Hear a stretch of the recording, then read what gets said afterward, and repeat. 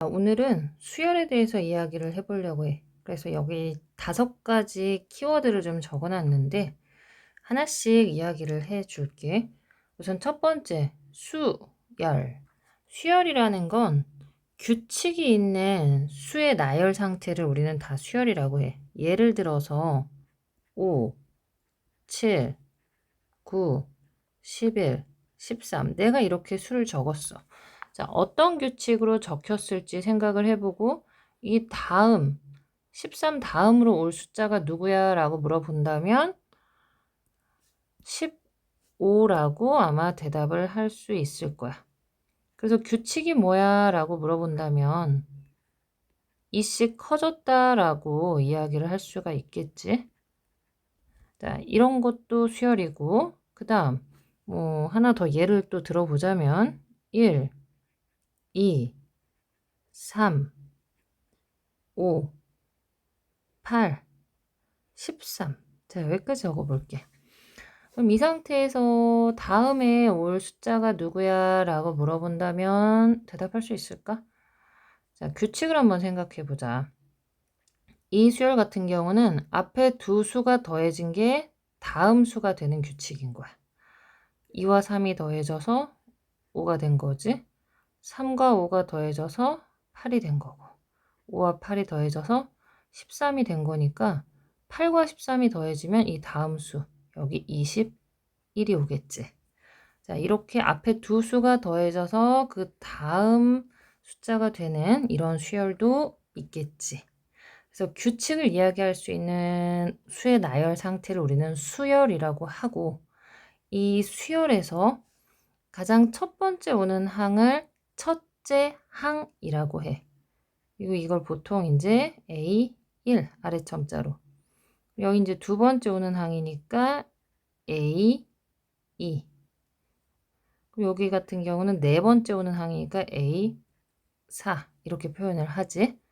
자, 이렇게 생긴 수열이 이렇게 점점점 해서 끝없이 이 표시 이제 이런 규칙으로 끝없이 가겠어요 라는 지금 표현이잖아. 이렇게 수열의 항들, 요 하나하나가 항들이 되는데 항들이 끝없이 이어지는 상태를 우리는 무한수열이라고 하는 거고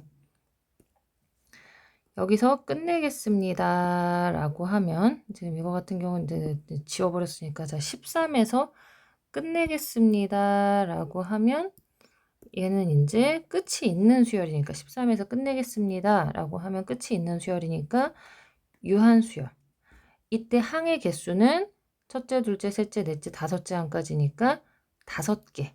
그래서 항수라고 이야기를 하거든. 항수는 5개라고 이야기를 하는 거고 끝항이 누굽니까? 라고 하면 5번째 항이 끝항입니다. 라고 이렇게 대답을 할 수가 있는 거야. 자, 우선 수열이 뭔지는 알아봤어. 자, 그럼 두 번째로 이제 우리가 왜 안 지워지니? 등차 수열에 대해서 이야기를 해볼게. 자, 등차에 힌트가 있어. 차이가 같다. 수들 사이에 크기 차이가 일정한 수열을 우리는 등차 수열이라고 하는 거야. 아까 전에도 적었지만 13579 이런 것도 되는 거고 3 조금 더 티나게 등차를 줘볼게. 7, 11, 15, 19. 자, 이렇게 등차 수열을 준다면 얼마씩 커졌는지를 한번 이야기를 해보자. 지금 항들 사이에 크기 차이가 4씩 나고 있지. 그러니까 4씩 커지고 있다는 거지. 이렇게 일정하게 차이가 나는 수를 우리는 공차라고 말을 하는 거야. 지금 여기 예로 들어준 수열에서는 공차가 4가 되는 거지. 자, 그래서 여기 이제 이런 걸 알 수 있는 거지. 여기 오는 세 번째 항 같은 경우에는 첫째 항 3으로부터 공차가 2번 더해져서 지금 만들어진 거지. 그럼 여기 다섯 번째 항인 19는 첫째 항 3으로부터 공차가 4번 더해져서 온 항이야. 그럼 만약에 내가 니들한테 10번째 오는 항이 얼마야? 라고 묻는다면, 자, 10번째 오는 항도 이 규칙으로 그대로 가자면 첫째 항으로부터 공차가 9번 더해져서 오는 크기야 라고 말을 할 수가 있겠지. 그러니까 첫째 항이 3이었기 때문에 3 더하기 4, 9, 36. 그럼 9번째 항은 39임을 알 수 있다는 거지. 자, 하나 더 해볼까? 그럼 만약에 조금 계산이 힘들 수도 있겠다.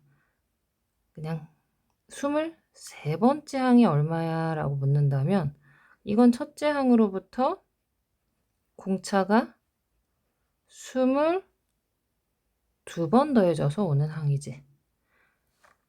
그렇기 때문에 3 더하기 88이니까 91이 23번째 항인 걸 알 수가 있겠어. 자, 근데 이렇게 매번 첫째 항에서 공차가 몇 번 더해졌는지 물론 이렇게 계산해도 좋긴 하지만 그냥 이렇게 얼마를 딱 대입해서 23번째 항, 얼마를 대입해서 뭐 17번째 항 이렇게 나올 수 있는 식이 있으면 좋겠지. 우리가 그렇게 생긴 식을 한번 만들어 보려고 그래. 그래서 첫째 항에서 공차를 몇 번 더해서 나오는 항인지, 그래서 n번째 항을 이제 구할 거거든. 이 n번째 항은 첫째 항에서 위에 규칙을 좀 살펴봐. 공차를 여기 보면 지금 23보다 하나 적게, 10보다 하나 적게, 5보다 하나 적게 더했단 말이지. 그러니까 공차를 n보다 하나 적게, n-1번. 근데 지금 내가 예로 든 수열은 첫째 항이 3이니까 첫째 항에다 공차를 n-1번 더하면 n번째 항이 나와. 자, 이걸 계산을 해보면 어떻게 돼? 4n-1이 계산이 되겠지. 자, 그럼 여기서 한번 확인을 해볼까? 우리가 방금 계산한 거 중에 10번째 항은 39가 나왔어. n에다가 10을 대입해 보도록 할게. 그럼 4 곱하기 10 빼기 1이야. 얼마야? 39가 나왔지. 자, 이렇게 n번째 항의 상태를 알 수 있다면 우리는 몇 번째 항이 얼마인지를 굉장히 쉽게 계산을 할 수가 있을 거라고. 이렇게 만들어지는 n번째 항의 상태를 우리는 수열의 일반 항이라고 하고, 지금 다루고 있는 수열은 등차 수열이기 때문에 등차 수열의 일반 항이 되는 거야. 그럼 이거를 좀 문자를 이용해서 표현을 해줄게.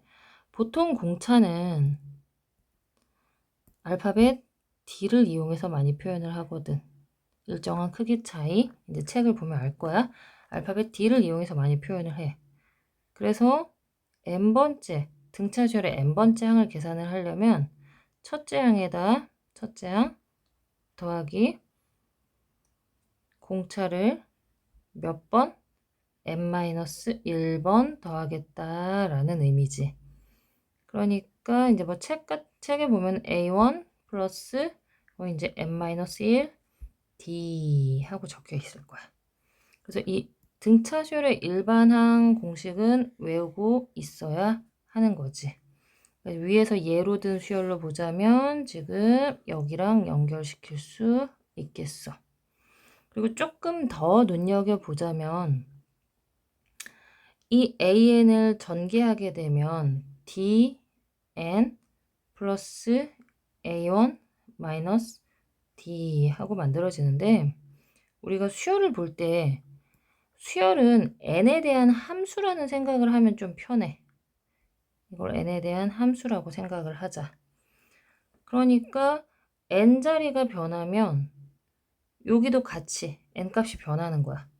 그러면 첫째 항과 공차는 이건 정해져 있는 거야. 수열에 따라서 이건 정해져 있기 때문에 너희들이 이제 막 여기를 결정하고 그럴 건 아니라는 거지. 문제 상황에 따라서 이건 딱 하나로 결정이 되는 거니까. 자, 그럼 이게 무엇을 말하는 거냐면 여기 봐봐. 등차수열 일반항하고 구한 AN은 n에 대한 몇 차씩? 1차씩. n에 대한 1차씩. 그리고 그 n 앞에 개수로 놓여 있는 수가 결국에 그 수열에 뭐가 되는 거야? 공차가 되는 거잖아. 이 수열에 공차가 되는 거야. 그래서 우리는 어떤 수열의 상태를 이렇게 보게 되면 공차를 바로 눈치챌 수 있어야 된다는 거지. 공차는 뭐가 되는 거야? n의 개수. 뭐가 되는 거야? 그럼 첫째 항은 n에다 1 대입하면 그게 첫째 항이 되겠지. n에 1 대입하면 얘는 뭐가 돼? 3이 되는 거지. 그래서 여기서 말하는 뭐 5n-2라는 수열은 공차가 5이고 첫째 항이 3인 수열이다. 이 정도는 이야기를 해줄 수 있어야 한다. 또는 이거를 이용을 했을 때 우리가 n의 개수가 공차인 걸 알고 있잖아. 그럼 여기 위에 자 다시 또 이제 위로 좀 올라오자. 위에 있는 3, 7, 11, 15, 19. 자, 공차가 4인 걸 알고 있어. 그럼 얘의 일반항을 구한다고 하면 n번째 항은 일단 4n으로 만들어질 거다라는 예측을 할 수가 있잖아. 근데 첫째 항이 3이 돼야 돼. 그럼 n에다 1 넣었을 때 3이 되려면 뭐가 돼? 빼기 1이요 하고 바로 일반항을 만들어낼 수도 있어. 근데 이게 익숙치 않다면 여기 아래에 있는 다시 이제 아래에 있는 등차 수열의 일반항 공식 이걸 이용해서 우리가 일반항을 찾도록 할 거야. 그래서 이건 반드시 외우고 있어야 돼. 등차 수열의 일반항 공식은 꼭 외우도록 하자. 그 다음에 이제 5번째로 이야기를 할게 등차 중앙. 자, 공간이 부족하니까 등차 중앙은 다음 페이지로 좀 넘겨볼게. 자, 등차 중항. 이건 등차 수열의 가운데 항을 이야기를 하는 거야. 그러니까 예를 들어서 n번째 항이 있고 이 n번째 항 앞에는 n보다 하나 작은 항, 그러니까 n-1번째 항인 거야. n번째 항 뒤에는 n 플러스 1번째 항인 거야. 이게 아직 수열이 처음이라 익숙하지 않다면 그러니까 이런 식으로 생각하면 돼. a의 7, 7번째 항 다음에는 8번째 항. 요 자리가 하나 커졌잖아. 그 앞에는 6번째 항이겠지. 여기가 하나 작아지는 거야. 그러니까 n보다 하나 작아지고 n보다 하나 커지고 뭐 그 다음 항을 이야기하자면은 n 플러스 2번째 항, n 플러스 1 다음에는 이제 n 플러스 2번째 항이 되는 거지. 수열에서는 이렇게 n을 이용해서 항들을 표현하곤 하거든. 그래서 n을 이용하는 이 표현이 무엇을 의미하는지 우리가 빨리빨리 친해지도록 하자. 자, 그럼 이렇게 여러 가지 항들이 이렇게 뭐 표현이 되어 있을 때 이거 하나 더 적을게. 그럼 이 앞에는 n-2번째 항이 되겠지? 우리가 아무 데서나 이렇게 뭐 항 3개를 이야기를 할 때 그 가운데 오는 항이 중항이야, 중항.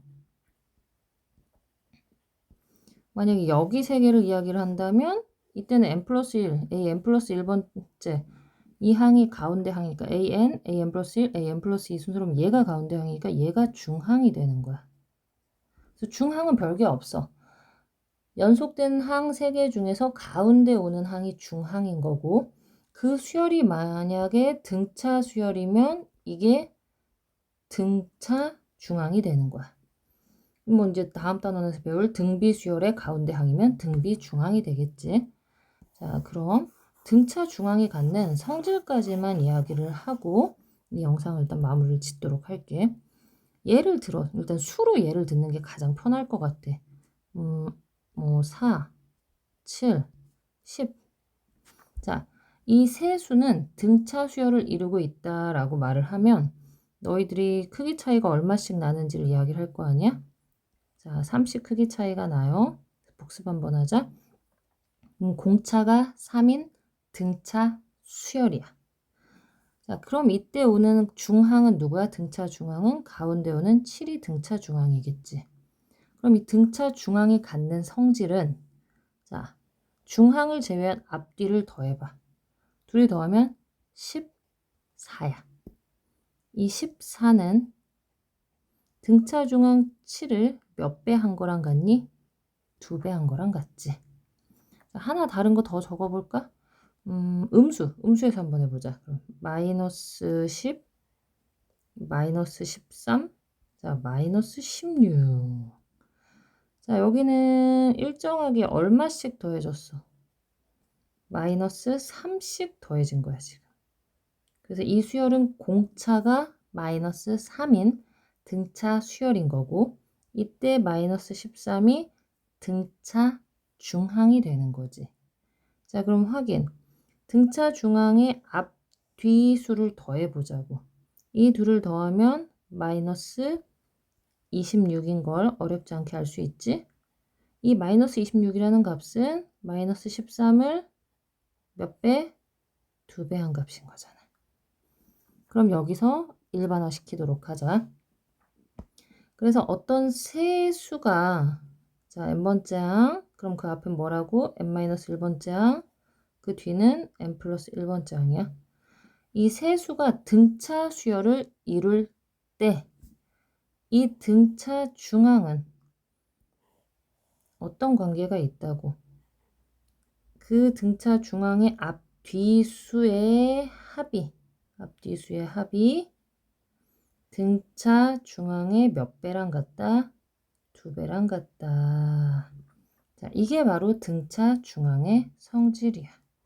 자, 이걸 반드시 기억하고 이제 다음 수업에서는 문제를 풀어보도록 할게.